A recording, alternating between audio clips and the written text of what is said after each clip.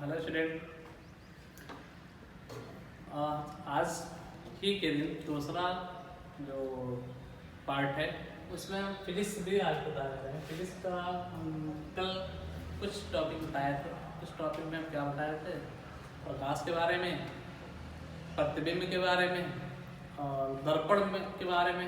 दर्पण कितने प्रकार के हैं और दर्पण में कौन कौन से भाग हैं, उसकी सारी परिभाषाएं, सारे डेफिनेशन हमने बताई। अब आज के दिन में क्या पढ़ना है? आज के दिन में सिर्फ दो चीज़ें पढ़ना है, बहुत ही इंपॉर्टेंट है, क्योंकि अगर ये समझ में आ गया तो फिर हम आगे जितने भी प्रतिबिंब के किरण आरेख खींचने हैं वो बहुत आसानी से समझ में आएंगे। आज ये समझ लेते हैं क्या है। पहला टॉपिक पहला हमें जानना है, वो ये जानना है कि प्रतिबिंब का किरण आरेख खींचने का नियम है ना। किसी भी दर्पण द्वारा, किसी दर्पण के सामने अगर कोई ऑब्जेक्ट रखा हुआ है, कोई बिंब रखा हुआ है, कोई वस्तु रखी हुई है, तो उसका प्रतिबिंब कहाँ बनेगा और इसका जो किरण आरेख है वो कैसे खींचा जाएगा, ये हमें जानना है। ठीक है, तो किरण आरेख खींचने का मुख्य 3 नियम यहाँ पे होता है। वो तीनों नियम हम समझ लेते हैं, फिर भी हमको आसानी से समझ में आएगा। ठीक है, तो पहला जो नियम है किरण आरेख खींचने का वो ये है कि किसी भी दर्पण के, चाहे वो उत्तल हो चाहे वो अवतल दर्पण हो, उसके मुख्य अक्ष के समांतर जो प्रकाश की किरण पहले ली जाती है वो कहाँ से ली जाती है? मुख्य अक्ष के समांतर। ठीक है, तो मान लेते हैं ये P है, ये F है, ये C है और ये अनंत है। अगर मुख्य अक्ष के समांतर प्रकाश की किरण ले जाते हैं, ये प्रकाश की किरण पुंज है, इस प्रकाश के किरण पुंज को अगर ये मुख्य अक्ष है इसके समांतर ले जाते हैं, तो समांतर जाने वाले प्रकाश की किरणें दर्पण से टकराने के पश्चात वो सदैव कहाँ से जाएगी? मुख्य फोकस से होकर जाती है। ठीक है, तो याद रखोगे इस नियम को, बहुत ही इंपॉर्टेंट है कि कोई भी प्रकाश की किरण अगर बिंब से हम रखकर, यहाँ पे कोई वस्तु रखकर उसके समांतर ले जाएंगे तो वो समांतर प्रकाश किरण पर दर्पण से टकराकर मुख्य फोकस से जाएगी या जाती हुई प्रतीत होगी।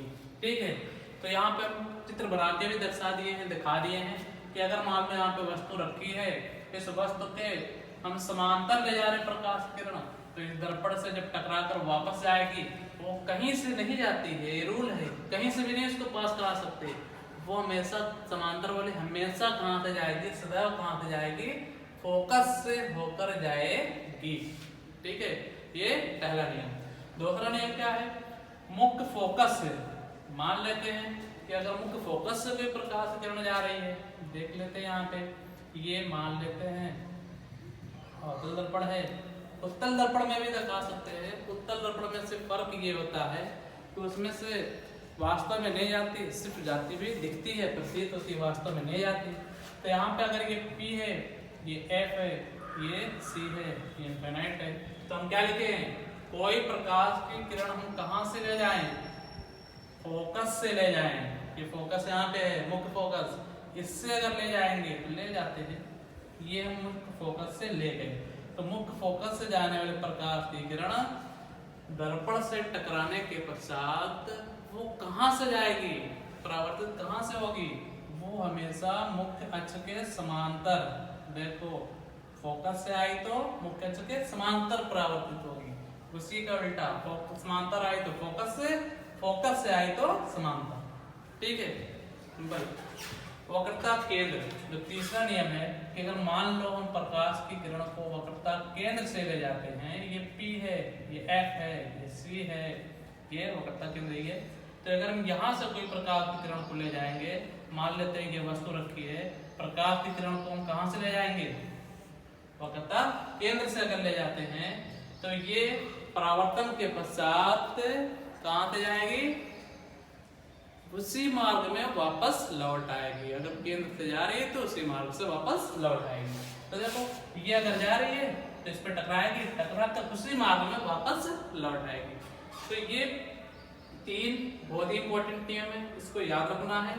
इसी में से जब हम किरण आरेख खींचते हैं तो इसी में से कोई 2 किरण निकालते हैं, या ये दोनों, या ये कोई 2 किरण लेते हैं। वो दोनों किरण को जब हम गुजारते हैं, दर्पण पे आपतित कराते हैं, तो तो जब परावर्तित होकर जिस बिंदु पे दोनों परावर्तित किरणें जिस बिंदु पर काट देती हैं, क्योंकि हम प्रतिबिंब में बताए थे प्रतिबिंब वही बनता है जहाँ पे परावर्तित किरणें प्रतिच्छेद करती हैं। तो ये दोनों किरणें हम ले जाएंगे दोनों में तीनों में से कोई दो, तो वो जब परावर्तन के पश्चात जहाँ पे प्रतिच्छेद कर देंगी वहीं पे वस्तु का प्रतिबिंब बन जाएगा। ठीक है, तो ये 3 नियम याद रखोगे, सिंपल, बहुत आसान, रटना नहीं है, याद रखो कि अगर समांतर है तो फोकस से पास होगी, फोकस से आ रही है तो समांतर जाएगी वापस, और अगर केंद्र वक्रता केंद्र से है तो वो अपने मार्ग में वापस लौट जाएगी। अब इसके बाद दूसरा टॉपिक, छोटी सी एक और टॉपिक है, छोटी वीडियो बनाते हैं समझने के लिए। तो दूसरा टॉपिक क्या है, अवतल दर्पण द्वारा प्रतिबिंब जो बनता है उस प्रतिबिंब की का आकार कैसा होगा, उसकी स्थिति क्या कहाँ पे होगी, उसकी प्रकृति क्या होगी, ये हमें जानने का जब हम बताएंगे सभी 6 कंडीशन तो हम करके किरण आरेख खींच कर कल बताएंगे। आज हम सिर्फ उसको याद रखने की एक छोटी सी ट्रिक बता देते हैं कि कैसे ये हम याद रख सकते हैं 6 स्थितियां। तो देखो अवतल दर्पण यहाँ पे बना हुआ है, अवतल दर्पण में जो उसका हम सब पार्ट बताया था दर्पण का, वो यहाँ पे है ध्रुव, यहाँ फोकस, यहाँ पे वक्रता केंद्र, यहाँ पे अनंत, ये है अनंत मतलब दर्पण से बहुत दूर, अनंत दूरी पर स्थित है। ठीक है, तो देखेंगे यहाँ पे तो 6 स्थितियां हमको प्राप्त होंगी, यानी अगर वस्तु को हम दर्पण के सामने रखते हैं तो 6 जगह पे रख सकते हैं। स्थितियां मतलब वस्तु की स्थिति, मतलब वस्तु कहाँ कहाँ रख सकते हैं। ठीक है, तो वस्तु दर्पण के सामने 6 जगह रख सकते हैं। कहाँ पे, पहला तो हम रख सकते हैं अनंत पे, दूसरा वक्रता केंद्र और अनंत के बीच में, तीसरी स्थिति ये पहले ये दूसरी, तीसरी स्थिति का वक्रता केंद्र पर भी रख सकते हैं, चौथी स्थिति का वक्रता केंद्र और फोकस के बीच में रख सकते हैं, पांचवी स्थिति क्या है, फोकस पे रख सकते हैं, छठी स्थिति क्या है, फोकस और ध्रुव के बीच में कहीं पे भी रख सकते हैं। ठीक है, तो ये 6 स्थितियां होती हैं अवतल दर्पण में, और 6 स्थिति में रख के वस्तु का प्रतिबिंब अलग अलग स्थिति में बनता है, और उसका आकार भी भिन्न भिन्न होता है अलग अलग स्थितियों पे, और उसका प्रकृति भी भिन्न भिन्न होती है। ठीक है, तो वही याद रखने के लिए हम यहाँ पर छोटा सा ट्रिक बता दे रहे हैं। तो देखते हैं, ये जो लाइन पीछे है इसको हम नीचे तक बढ़ा देते हैं, सिर्फ इसको छोड़ के, समझ रहे, इस वाले को नहीं बढ़ाना क्या। और यहाँ पे हमने नंबरिंग किए थे 1 2 3 4 5 6, इसी नंबरिंग को पहले वाले को छोड़कर उल्टे यहाँ से नंबरिंग कर देना, 1 2 3 4 5।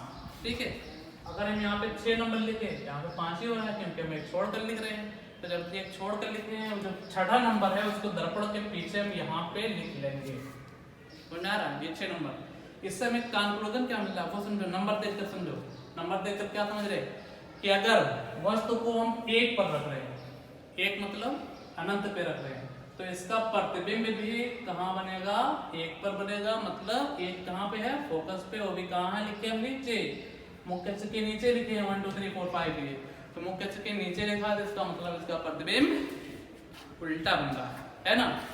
तो अगर हम 1 पर रखेंगे यानी अनंत पे रखेंगे तो इसका फोकस का क्या प्रतिबिंब कहाँ बनेगा, फोकस पे बनेगा। 2 पर यानी अनंत और वक्रता केंद्र के बीच में रखेंगे तो इसका प्रतिबिंब 2 पर यानी कहाँ बनेगा, C और F के बीच में बनेगा। तीसरा नंबर 3, यहाँ पे 3 मतलब वक्रता केंद्र पर अगर वस्तु को रखते हैं तो इसका प्रतिबिंब वक्रता केंद्र पर ही, देखो 3 भी उसी के नीचे बिल्कुल, तो अगर वक्रता केंद्र पर वस्तु को रखते हैं तो इसका प्रतिबिंब भी वक्रता केंद्र पर ही बनेगा, C पे बनेगा, और नीचे बनेगा, मतलब उल्टा बनेगा।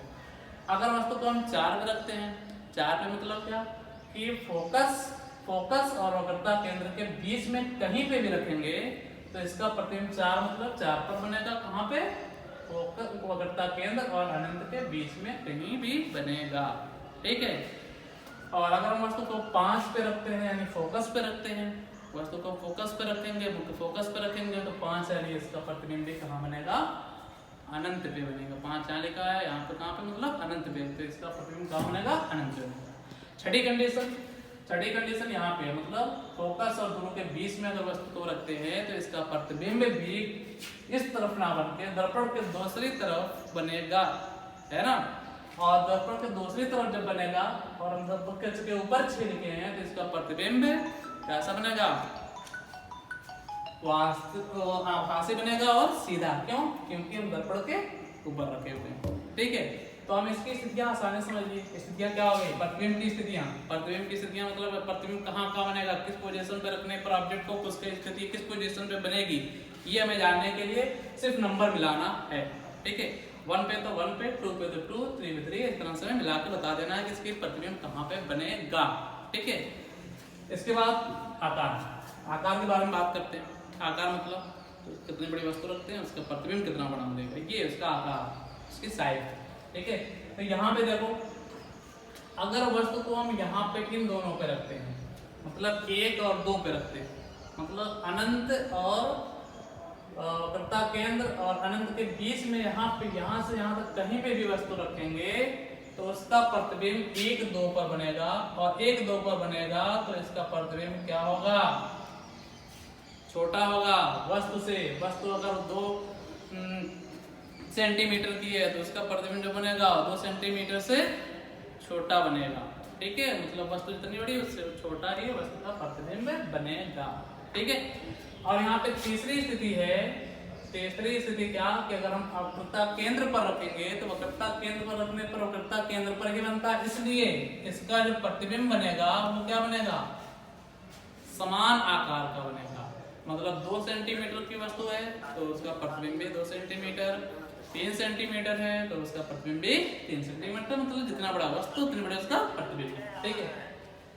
अब इसमें देखेंगे 4 और 5 में, यानी वस्तु को अगर हम वक्रता केंद्र और फोकस के बीच में या फोकस पे रखते हैं 4 और 5 में, इसका जो प्रतिबिंब बनेगा वो वस्तु के प्रतिबिंब से कैसा बनेगा, बड़ा बनेगा, है ना। तो देखो 5 स्थितियां कंफर्म हो गई। आकार के बारे में, आकार क्या कि अगर 1, 2 पे रखते हैं तो वस्तु प्रतिबिंब का आकार छोटा, अगर हम 3 पे यानी वक्रता केंद्र पर रखते हैं तो समान आकार का, अगर हम 4, 5 यानी वक्रता केंद्र के बाद रखते हैं फोकस के और वक्रता केंद्र के बीच में कहीं रखते हैं तो वो क्या बनेगा, वस्तु से बड़ा उसका आकार होगा प्रतिबिंब का। छठी कंडीशन क्या है, छठी कंडीशन है यहाँ पे अगर रखते हैं मतलब ध्रुव और फोकस के बीच में रखते हैं तो इसका प्रतिबिंब भी कहाँ बनेगा, दाएं तरफ बनेगा दर्पण के, और इसका भी आकार क्या रहेगा, बड़ा रहेगा, ठीक है। तो 2 स्थितियों में छोटा, तीसरे में समान आकार का, ये 2 स्थितियों में 4, 5 में बड़ा, छठे में भी क्या बनेगा, बड़ा, लेकिन वो कहाँ बनेगा, राइट साइड में दर्पण के दाहिने तरफ। ये हो गया आकार के बारे में। अब हम प्रकृति मतलब क्या होता है, वास्तविक या आभासी। वास्तविक और आभासी अगर क्लियर हो जाएगा तो उससे हम बता देंगे कि उल्टा बनेगा या सीधा। क्यों? क्योंकि हम अभी कल वीडियो बताए थे कि जो प्रतिबिंब वास्तविक होता है वो हमेशा प्रतिबिंब कैसा बनता है, उल्टा, और जो आभासी प्रतिबिंब होता है वो हमेशा सीधा, ठीक है। तो देख लेते हैं इन सभी स्थितियों में, मतलब 1 से लेकर 5 तक, 1 से लेकर 5 तक जितनी है उसके अगर हम प्रकृति के बारे में बात करेंगे तो इसकी प्रकृति कैसी होगी, वास्तविक और उल्टा। प्रतिबिंब उसका कैसा होगा, वास्तविक होगा और उल्टा होगा, ठीक है। इसमें मतलब फोकस से लेकर फोकस के बाद जितना जहां पे भी वस्तु रखोगे तो उसका प्रतिबिंब कैसा होगा, वास्तविक होगा और उल्टा होगा। लेकिन अगर हम फोकस के बाद ध्रुव के बीच में कहीं वस्तु को रख देंगे तो इसका प्रतिबिंब क्या होगा, आभासी होगा, और आभासी होने के साथ साथ जानते हैं आभासी प्रतिबिंब कैसा होता है, सीधा होता है, ठीक है। तो समझ में आ गया होगा। और दर्पण के 6 स्थितियां, 6 स्थितियों में रखने पर, विभिन्न स्थितियों पे वस्तु को रखने पर उसका इस प्रतिबिंब की स्थिति, आकार और प्रकृति के बारे में हम समझ गए हैं, बहुत आसानी से समझ सकते हैं। स्थितियां क्या, 1 पर है तो 1 पर, 2 पे 2, 3 पे 3, 4 पे 4 ये समझ सकते हैं। और आकार के बारे में बात करेंगे तो आकार में इन दोनों स्थितियों में आकार छोटा बनेगा, 4 और 5 पे बड़ा बनेगा, 3 पे रखेंगे तो यानी वक्रता केंद्र पर रखेंगे तो समान आकार का, 6 पे रखेंगे तब भी दाहिनी तरफ बनेगा, तब भी बड़ा ही बनेगा। और प्रकृति के बारे में बात करेंगे तो 5 1 2 3 4 5 स्थितियों पे रखेंगे तो उसका प्रतिबिंब वास्तविक और उल्टा बनेगा, यानी फोकस और ध्रुव के बीच में रख देंगे तो उसका प्रतिबिंब आभासी और सीधा बन जाएगा।